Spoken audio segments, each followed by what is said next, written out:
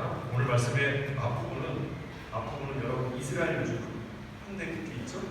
위에 파란색, 아래 파란색, 가운데 넓은 거. 그 깃발을 만든 근거가 어디입니다. 본문절에 여기 이제 나오는 내용들을 지도 표현하는 거예요. 그게 오늘 이스라엘 국가입니다. 그것에 관한 얘기는 나중에 기회가 있으면 다음에 얘기하기로 하고, 뒤에 이제 구절부터의 이야기를 제가 오늘 말씀드려서 살펴봅니다. 여기 보시면은 재판에 관한 이야기가 있고 조직을 세우는 얘기가 있는데, 신명기에서는 모세가 사람들을 조직하는 것으로 나오지만 실제로는 출애굽기에 어떻게 돼 있냐면, 출애굽을 하자마자 제일 먼저 장인어른에게 나옵니다. 장인어른은 이드로에게 나와요. 이드로에게 갔더니 이드로가 충고하는 거예요. 야, 이 많은 백성을 어떻게 다 재판하겠냐? 그러니까 이렇게 조직을 해가지고 그렇게 효과적으로 이끌어가라. 그래야 우리가 애굽에서 나와서 가나안 땅에 들어갈 때까지 백성들을 효과적으로 인도할 수 있다 해서 그 이야기가 좋게 들려 모세가 이스라엘 백성들에게 조직했다. 이렇게 출애굽기에는 나오고 있는 거고요. 오늘 신명기는 그걸 다시 한번 나오고 있습니다. 그런데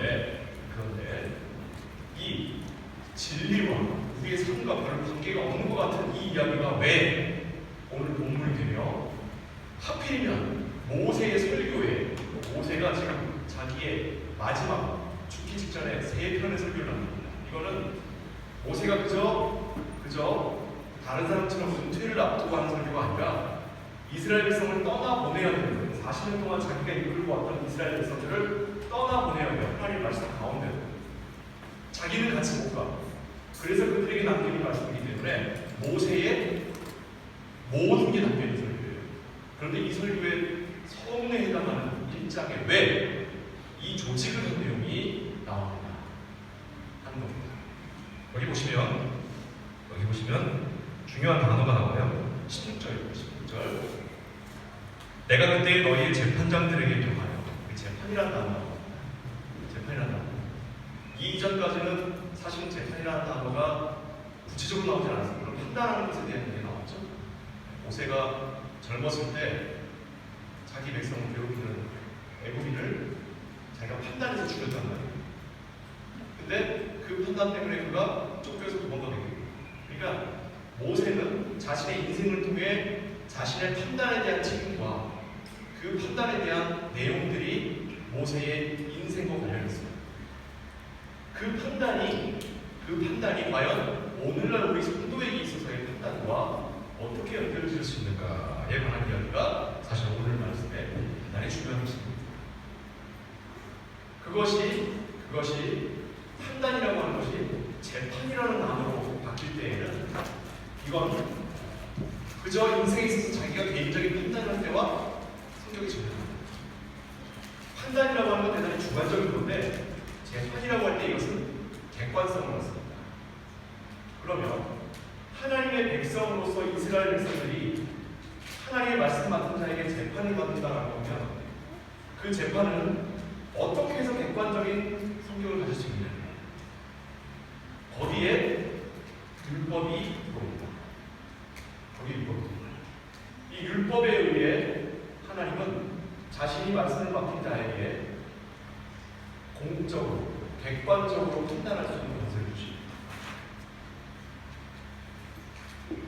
자, 우리 지난주에 그럼 율법이라고 하는 것에 대해서 어떻게 이야기하는지 보십시다. 한 하나님으로부터 계시된 율법과 복음은 영원한 하나님의 말씀으로서 같은 내용의 다른 형식일 뿐이다라고 했습니다. 그 얘기를 좀 다시 한번 반복하도록 하겠습니다. 우리 지난주에는 율법의 목적이 죄진 사람을 적발해서 그 사람에게 벌 주는 게 목적이 아니라고 했습니다. 율법의 목적은 영원한 하나님 나라를 우리에게 약속하신 그런 방법의 하나라고 했습니다. 그래서 율법은 하나님이 우리를 향한 사랑의 표현입니다. 그 사랑을 표현한 두 가지요. 그것이 율법과 복음이에요. 많이들 우리가 율법이라고 하는 걸 부정적으로 보고 복음이라고 하는 것을 긍정적으로 봅니다. 왜 그런 일이 벌어졌느냐? 우리 안에서 왜 그런 일이 벌어졌느냐? 수많은 이단들이 잘못 해석했기 때문이며 죄송합니다만 선배 목사님들이 율법과 복음의 관계를 잘못 이해했기 때문에 그걸 잘못 전달한 거예요. 로마서 7장 12절에 이렇게 되어 있습니다. 찾지 않으셔도 돼요. 로마서 7장. 이제 율법과 복음의 관계에 관해서 이야기할 때 제일 많이 예로 드는 부분이 로마서 7장이에요. 나중에 어떻게 기회가 되면 로마서 다시 볼 텐데 로마서 7장 12절에 뭐라고 되어 있냐면 이렇게 되어 있습니다. 이로 보건대 율법은 거룩하고 계명도 거룩하고 의로우며 선하다라고 되어 있습니다. 로마서 7장을 읽고 너무 많은 사람들이 율법은 버려야 할 것이고 복음은 취할 것이라고 설명을 해요. 그런데 7장 12절 그 사람들이 인용하는 그 7장 12절에 7장의 한복판에 있는 12절에 율법은 계명은 의는 선하다고 이야기했습니다. 선하다고 했습니다. 그렇다면 왜 율법이 선한 것인가? 왜 율법이 선합니까? 하나님이 주신 거기 때문에. 하나님은 사람이 아니십니다. 그래서 그는 한 번 우리에게 주신 말씀을 다시 삼키는 분이 아닙니다. 너는 내 자녀다라고 했으면 그걸 우리가 잘못하고 해서 하나님이 다시 주워담지 않으신다. 하나님이 우리에게 주신, 인류에게 주신, 교회에 주신 첫 번째 하나님의 언어가 뭐예요? 율법이에요. 그런데 하나님이 그 율법을 주워담으신다고? 그런 일이 없습니다. 그렇다면 이 율법은 그 이후에는 복음에 의해서 완성되는 거예요. 자, 그러면 율법은 우리의 행동을 올가면 우리를 괴롭게 하고 우리를 힘들게 하는 겁니까? 거기서 잘못돼요. 거기서. 율법은 하나님의 우리에 대한 사랑의 표현이에요. 출애굽기 18장 19절에서부터 22절 한번 가볼게요. 이건 다 보겠습니다. 출애굽기. 지금 우리가 신명기를 봤죠? 보다 조금 앞으로 갑니다. 출애굽기 18장입니다.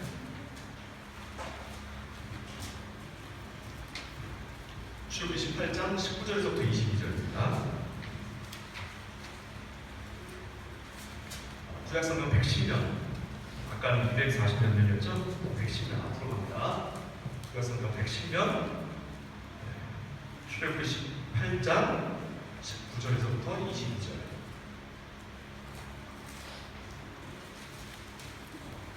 자, 읽겠습니다. 이제 내 말을 들으라. 내가 내게 방침을 가르치리니 하나님이 너와 함께 계실지로다.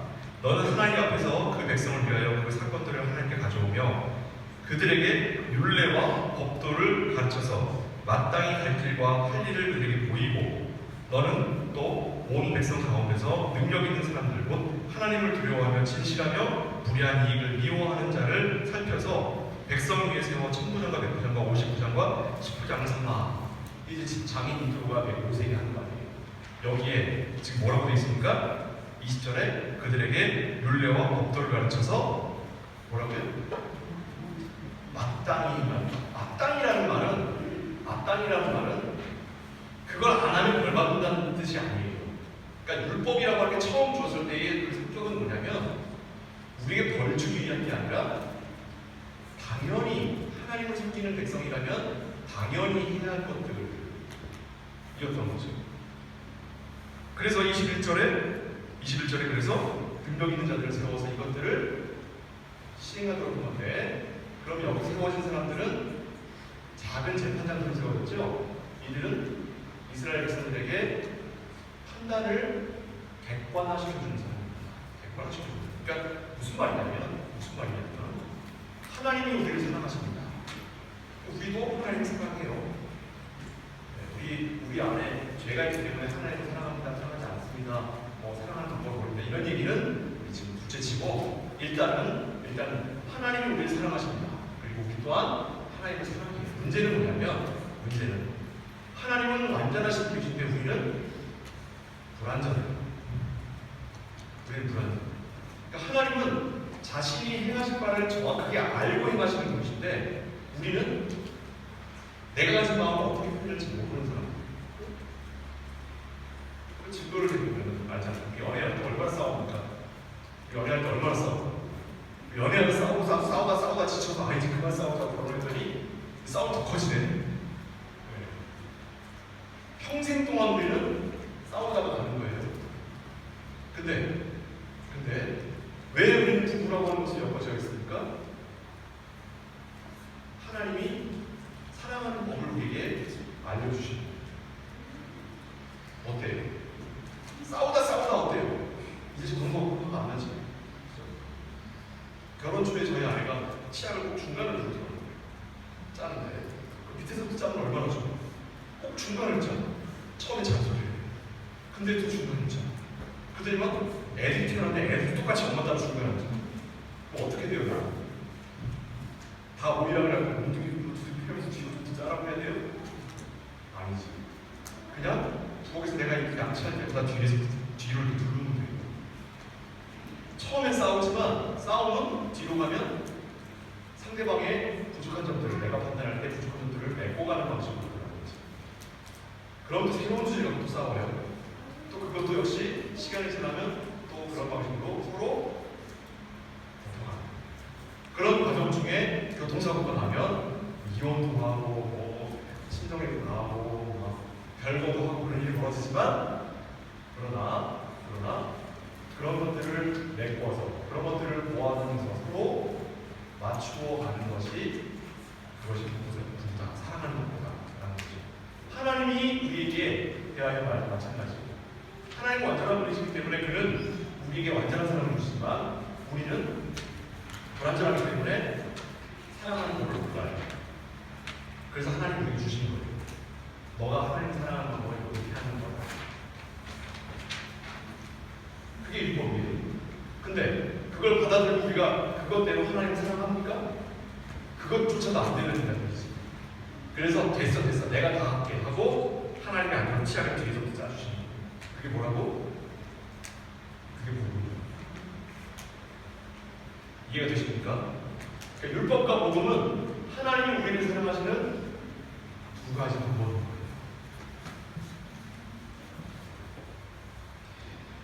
백성이 죄를 짓고 하나님을 떠나면 성경은 율법이 회의하고 공의가 시행되지 못했다고 지적합니다. 하박국서로 이것도 좀 텐데 소선지서의 12개 중에 하나인데 이거는 구약성경 맨 뒤에 속합니다. 성경을 반짝아서 조금 앞쪽에 있어요. 오히려 뒤쪽에 오히려 하박국 1장으로 나옵니다.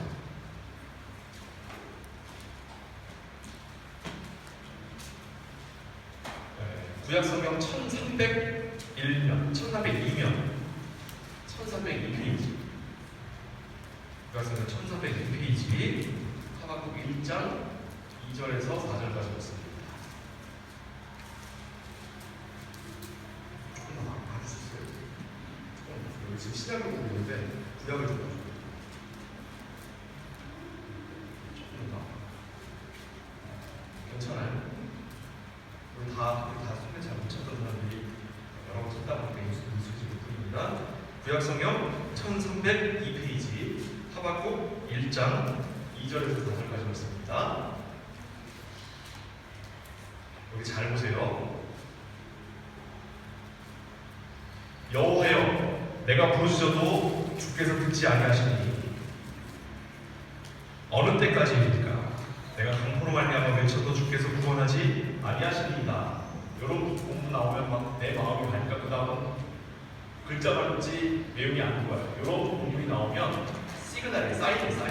이 뒤에 되게 중요한 말씀 나옵니다. 사인이 뭐라고 하냐면 어찌하여 내게 죄악을 보게 하시며 폐역을 눈으로 보게 하시나이까 겁탈과 강포가 내 앞에 있고 변론과 분쟁이 일어나나이다. 이러므로 율법이 회의하고 정의가 전혀 시행되지 못하오니 이는 악인이 의인을 에워쌌으므로 정의가 굳게 행하여 지민이다.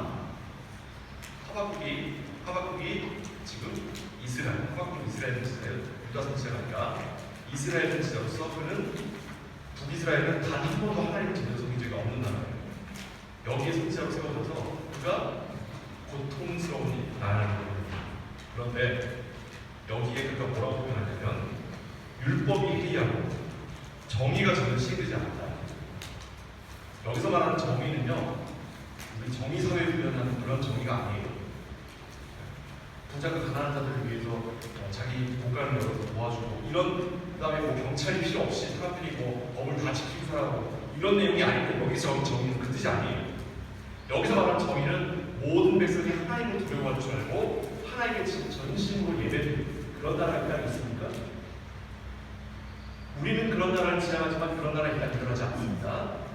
우리가 지향하지만 그런 나라가 이 땅에 완성될 일이 없어요. 그 나라는 하나님이 직접 손을 대셔야 하는 거예요.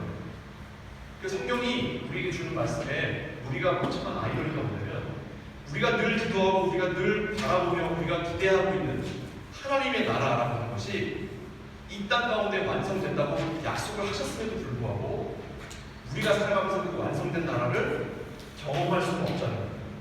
언제 경험해요? 이 땅의 모든 연한이 다 있어요. 이 땅의 모든 연한이 다 있어요. 모든 시대가 다 있어요. 그러니까 우리가 살아가고 있는 동안에는 여전히 이 땅 가운데 하나님을 섬기는 일도 없고, 이 땅 가운데 하나님의 나라가 완성되는 일도 없고, 이 땅 가운데 하나님을 두려워하는 일이 없다는 말입니다. 이걸 이 사회적으로, 국가적으로 한 게 아니라 뭐로 둬야 되냐면 내 개인으로 둘 줄 알아요. 내 개인이 내가 전심으로 하나님을 섬길 날이 온다 안 온다? 한번 얘기했잖아요. 그런 나는 이 땅 가운데 이루어지지 않는다. 나는 그것을 꿈꾸고 그리고 하려고 하죠. 그러나 이 육신이 나를 발목을 잡아서 이 육신이 하나님을 정말 전심으로 섬기며 그 하나님과 사랑하는 관계를 완성해 갈 날이 이 땅 가운데 있다 없다? 없다. 우리는 성화를 이루어가는 사람이지 성화를 완성해서 하나님의 공의를 이 땅 가운데 실현시키는 사람이 아니에요. 우리가 성화되어 가는 과정들을 하나님이 모두 모아 그것들로 하나님의 나라를 완성해 가십니다. 그걸 지난번에 어려운 말로 부르거든요. 경륜사. 하나님의 구원의 경륜사라고 합니다. 에코노미실 게시기. 이코노믹 히스토리. of God. of salvation. 이것이 성경이 우리에게 말하고 있는 거예요. 그러니까 신명기는 이스라엘 백성들이 광야 가운데서 그들이 단 한 번도 완성된 형태로 하나님께 예배드린 적이 없는 것을 보여주면서 너희가 약속된 하나님의 나라에 갔을 때에는 여기서 행하지 못한 모든 것들을 그곳에서 분명히 이루어야 한다라고 모세가 이야기하고 있지만 성경은 이미 우리에게 뭐라고 얘기해요? 가나안 땅에 들어간 다음에 이루어지는 일을 우리에게 보여주고 있습니다. 여호수아서에 잠깐 하나님의 이름으로 승리하는 장면들이 잠깐 나와요. 근데 그 승리도 되게 무엇과 섞여 있어요? 실패와 섞여 있어요. 여리고성에 성공이 있었으나 그 다음에 아이성 실패가 섞여 있다는 거예요. 그러더니만 그 뒤에 사사기로 가니까 사사기는 어때요? 모조리 실패하는 역사예요. 모조리 실패하는 역사. 모조리 실패해요. 그리고 사사기 맨 마지막 장에 뭐라고 나왔어요? 그때 이스라엘 왕이 없습니다. 사람이 각기 제 갈 길로 갔건을 거기서 말하는 왕이 뭡니까? 거기서 말하는 왕이 하나님이에요. 그런데 그 다음에 뭐로 넘어가요? 이스라엘 백성들이 왕을 달라고 하나님한테 외치죠. 그래서 하나님이 사울왕을 주시죠. 그 사울왕은 어떤 왕이에요? 사람들이 요구한 왕입니다. 사람들이 요구한 왕이에요. 그 사람들이 요구한 왕 하나님께서 주셔요. 그 하나님 사람들이 요구한 그 왕이 어떻습니까? 성공한 왕입니까? 실패한 왕입니까? 실패한 왕. 왜? 사람이 요구기 때문에. 사람이 요구기 때문에. 그래서 하나님이 다시 하나님이 왕을 세우셔요. 다윗왕을 세우셔요. 다윗왕을 세웠어요. 그 다윗왕은 하나님이 세우셨습니다. 어떻습니까? 다윗왕 성공한 왕이 실패한 왕이에요.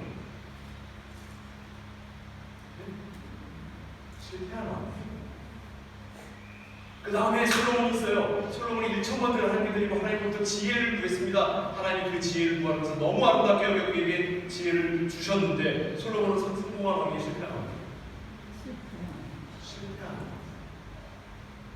사무엘상, 사무엘하, 열왕기상, 열왕기하 모조리 왕들이 다 실패하고 있어요. 모조리. 잠깐 성공하죠. 요시야 때 잠깐 성공하는데 그 요시야도 마지막에 하나님의 말씀을 어겨서 애굽 군대에게 쳐들어갔다가 전사하고 그런 유다도 멸망해 버려요. 성경은 우리가 하나님의 말씀을 섬기는 자로서 서로 요구하지만 우리는 단 한 번도 하나님의 말씀에 순종한 적 없는 해역한 족속이라는 것을 증명합니다. 그 증명이 이루어져야만 하나님이 직접 개입하시는 하나님의 나라가 이 땅 가운데 이루어집니다. 그거를 무엇으로 보여줘요? 십자가로 보여줘요. 십자가. 하나님이 직접 개입하시는 거예요. 하나님 우리에게 맡기는 모든 일은 족족 실패하더라는 거죠.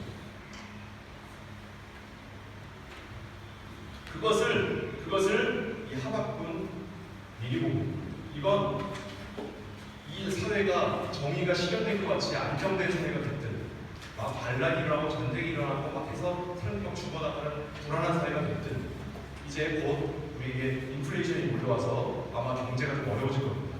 여러분이 좀 준비를 하셔야 되는데 지금이든 그때가 됐든 경제적으로 어려움이 있건 경제적으로 편안한 때가 오던 똑같은 건 하나님이 직접 개입하지 않으시면 인간은 그들 스스로 자신을 구원할 수 없다. 그리고 인간이 만든 세상은 타락합니다.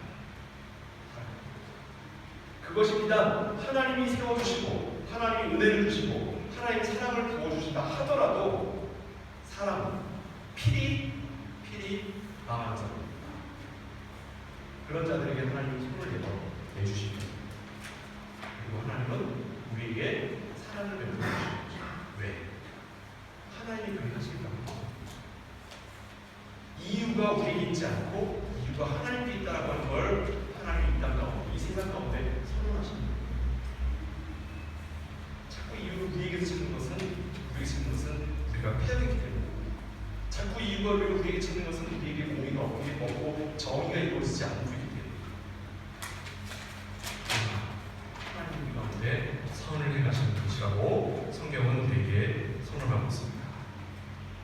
사사기 21장 25절에 아까 말씀드린 것처럼 그때에 이스라엘의 왕이 없으므로 사람이 각기 자기 소견에 옳은 대로 행하였다라고 하는 것이 바로 우리의 모습을 말합니다. 우리의 모습.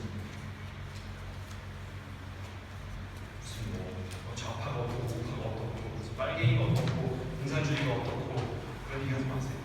발람이 어떻고 하나님 믿지 않는 무슨 다른 종교를 믿는 사람들이 어떻고 그런 얘기하지 마세요. 성경은 누구에게 하는 말씀이다? 누구에게 하는 말씀.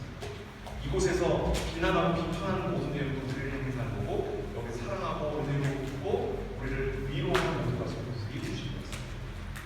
우리 보고 여기에서 여기 나쁜 것도 떼다가 이거 내거 하고 던지라는 얘기가 아닙니다. 결국 너희의 삶의 판단과 결정을 하나님께 맡기겠느냐 아니면 너가 스스로 하겠느냐 이게 질문입니다. 이게 성경이 우리에게 던지는 존재로도 질문이죠. 남자들이 어려운 말 썼어요.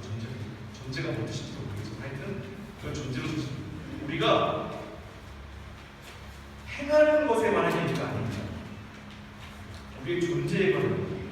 희한하죠? 너가 판단을 너희가 하겠냐 하나님께 맡기겠냐 이건 행동이잖아. 그죠? 근데 이걸 존재로도 질문.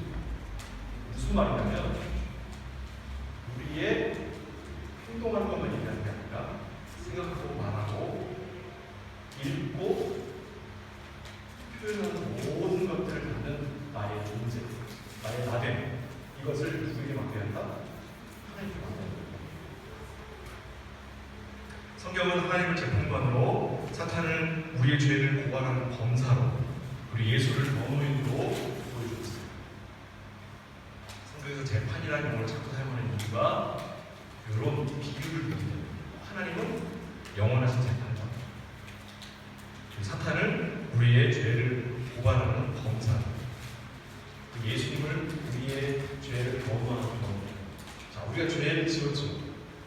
그리고 우리가 유죄입니까 어죄입니까? 원래 유죄예요.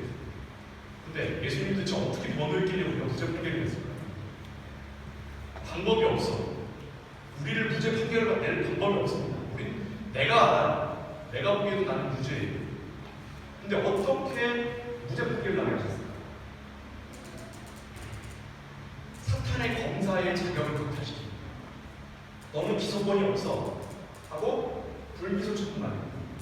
그러니까 무죄 판결이 아니라 불기소예요. 널 기소할 수가 없다. 너의 죄를 부를 수가 없다. 그러니까 너는 자유다. 이 방법입니다. 예수님께서 사탄의 머리를 깨셨다는 거예요.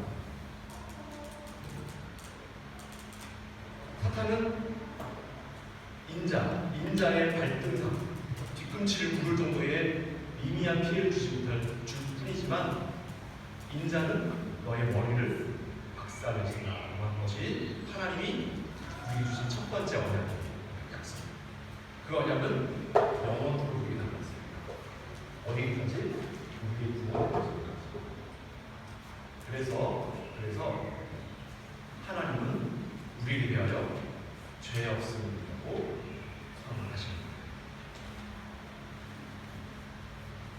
시편 96편 10절에서부터 제가 읽을게요. 그냥 여호와께서 열방 중에 이르기를 여호와께서 통치하시니 세계가 굳게 서고 흔들리지 못할지라 저가 만민을 공평하게 판단하시니라 할지로다. 하늘은 기뻐하고 땅은 즐거워하며 바다와 거기 충만한 것은 외치며 밭과 그 가운데 모든 것을 즐거워할지로다. 그리할 때에 삼림의 나무들이 여호와 앞에서 즐거이 노래하리니 저가 임하시되 땅을 판단하려 임하실 것이라. 저가 의로 세계를 판단하시며 그의 진시하심으로 백성을 판단하시니. 판단이 도대체 몇 번 나와요? 그런데 하나님 판단하실 때 그 백성은 어떻다고요? 기뻐한다. 하나님 판단하시는 그 판단이 공평하기 때문입니다. 공평의 기준을 누가 정합니까? 공평의 기준을 누가 정해요? 하나님이 정하시는 거죠. 자꾸 우리가 정하는 거죠. 유럽에서 기독교를 보낸 제일 큰 이유가 뭐냐면 하나님이 사울왕한테 아말렉 족속을 다 죽이라고 해요. 사무엘상 15장에 가면 이렇게 돼 있어요. 사무엘이 사울에게 이르되 여호와께서 나를 보내어 왕에게 기름을 부어 그 백성 이스라엘 위에 왕으로 삼으셨은즉 이제 왕은 여호와의 말씀을 들으소서. 만군의 여호와께서 이같이 말씀하시기를 아말렉이 이스라엘에게 행한 일 곧 애국에서 나올 때 길에서 대적한 일로 내가 그들을 벌하노니 지금 가서 아말렉을 쳐서 그들의 모든 소유를 남기지 말고 진멸하되 남녀와 소아와 젖 먹는 아이와 우양과 양떼와 나귀를 죽이라 하셨다. 원래 오늘 치죽이라고 했어요. 치죽이라고. 때려 죽이라고. 이 말씀 때문에 유럽 사람들한테 기독교 전도가 꼭 이 말씀을 얘기해 드려요. 이런 하나님은 공의로운 하나님이 아닌 거죠. 정의로운 하나님이 아니에요. 공평이라고 하는 것을 본인들이 판단합니다. 본인들이. 그 사울왕은 어떻게 했습니까? 본인이 판단했죠. 그래서 어떻게 됐죠? 그는 성경에서 유일하게 신약의 유다도 그 정도는 아니에요. 유일하게 하나님부터 버림받는 거죠. 하나님이 성경에 딱 두 번 후회한다는 표현이 나와요. 성경에 후회라는 단어가 딱 두 번. 하나님은 사람이 아니시기 때문에 그이가 하신 말씀을 삼키지도 않을 뿐더러 그가 행하신 일을 후회하신 일이 없는 분인데 딱 두 번 후회하셨다는 표현입니다. 근데 저 두 번이 기독교에 사용되지 않아요? 한 사람이 적용돼요. 누구? 사울. 자신이 판단하고 자신이 판단한 것에 따라 행동한 그가 하나님의 후회를 드러내요. 놀라운 역사를 구조해. 어때요? 우리의 본이 됩니까? 이쯤 돼야 이성적으로 판단하는 데 있어서 우리가 좀 판단할 수 있는 거예요. 이쯤 돼야. 그리고선 사무엘이 가서 그걸 책망하니까 사울이 변명이라 지금 한 말이 뭔지 아십니까? 뭔지 아세요? 사무엘상 15장 18절, 24절에 하면 있어요. 백성이 두려워서 놀라운 민주주의 임금님이에요.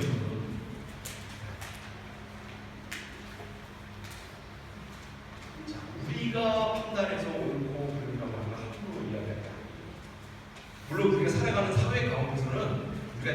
판단해야 합니다. 네? 그래 냉철하게 판단해야 돼요. 선거를 할 때도 그렇고 요즘도 한국 선거철이라고 그러는데 위정자를 뽑을 때나 이런 때도 냉철하게 판단해야 되고 아이를 키울 때에도 내가 가진 가치관을 잘 지켜서 아이를 잘 가르쳐내는 것이 대단히 중요합니다. 지금 이야기하는 건 뭐냐면 내가 밥 먹을 거면 내가 하나님 내가 이쪽으로 가면 이쪽으로 넘어지면 밥 먹고 이쪽으로 가면 밥 안 먹게 해서 하나님 할렐루야 하고 이게 이런 얘기 하는 게 아닙니다. 그런 얘기 하는 게 아니에요. 우리 삶의 원칙을 얘기하는 거예요. 원칙. 근원적인 얘기예요. 아까 얘기했죠. 존재론적 질문. 우리의 근원적인 질문을 던져요. 그 근원적인 질문이라고 하는 것에 대한 정확한 답은 언제쯤 될 수 있어요? 하나님 나라에 가서야 될 수 있는. 그럼 이딴 거 없어요. 계속 실수하고 계속 잘못된 판단을 해요. 그러나 우리의 마음이 하나님께 향해 있는 거. 그게 중요해요. 제가 기차 타고 올 때, 지금 차 타고 오니까 좀 그 얘기 잘 안 하는데, 기차 타고 올 때 제가 그 얘기 좀 안 하고 있었죠. 내가 미네리안에서 기차를 타고 오죠. 그럼 내가 미네리안에서 기차에서 열심히 달려. 아니면 안 가겠다고 반대로 달려. 그게 나의 미네 도착의 시간에 영향을 줍니까? 안 줍니까? 안 줘요. 그러나 하나님 우리로 미네리안에 달리도록 우리를 인도하십니다. 그러니까 우리가 미네리안에 달려가든 그렇지 않아요 달려가든 하나님이 자신의 구원의 여정에 우리를 필요하다면 우리는 필히 곳에 도착할 수밖에 없어요. 그러나 하나님 우리에게 요구하신 바가 뭐예요? 미네리안에 달려오는 것에 대하여 우리를 칭찬하기를 원하십니다.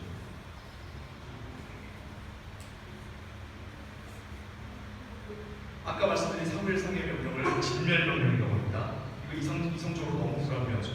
아니 전쟁은 군인들이나 죽이지.